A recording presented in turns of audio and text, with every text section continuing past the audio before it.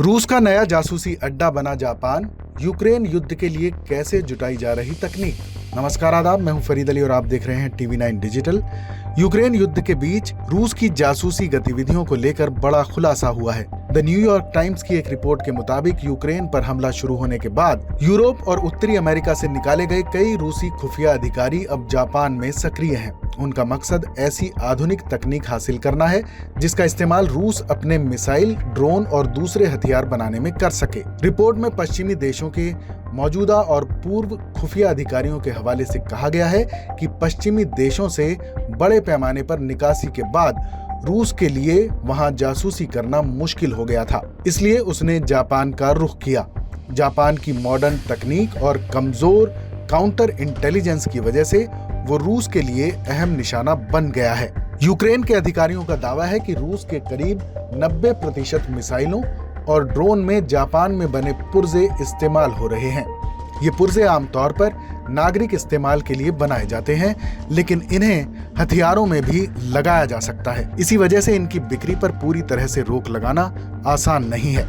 Report के मुताबिक रूस की सैन्य खुफिया एजेंसी की 20वीं डायरेक्टरेट नाम की यूनिट टोक्यो में काम कर रही है। इसके एजेंट कारोबारी या राजनयिक बनकर जापानी कंपनियों से संपर्क करते हैं और ऐसी तकनीक या सामान खरीदने की कोशिश करते हैं जिसे बाद में रूस के सैन्य कार्यक्रम में इस्तेमाल किया जा सके। रिपोर्ट में यह भी कहा गया है कि इस नेटवर्क का प्रमुख रूस की सरकारी एयरलाइन एरोफ्लोट के कर्मचारी के तौर पर काम कर रहा था।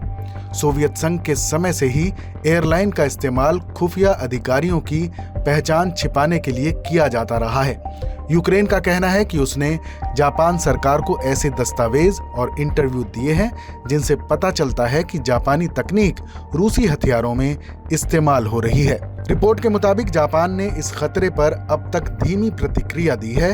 हालांकि सरकार का कहना है कि वो इस मामले से पूरी तरह वाकिफ है और अपनी खुफिया व्यवस्था मजबूत कर रही है। साथ ही पश्चिमी देशों के साथ मिलकर रूस तक सैन्य उपयोग की तकनीक पहुंचने से रोकने की कोशिश भी की जा रही है।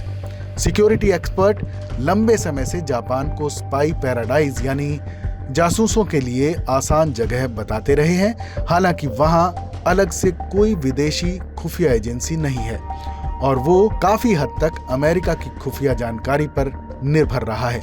अब जापान इस व्यवस्था में बदलाव कर रहा है। देश ने नेशनल इंटेलिजेंस काउंसिल और नेशनल इंटेलिजेंस ब्यूरो बनाने का कानून पास किया है।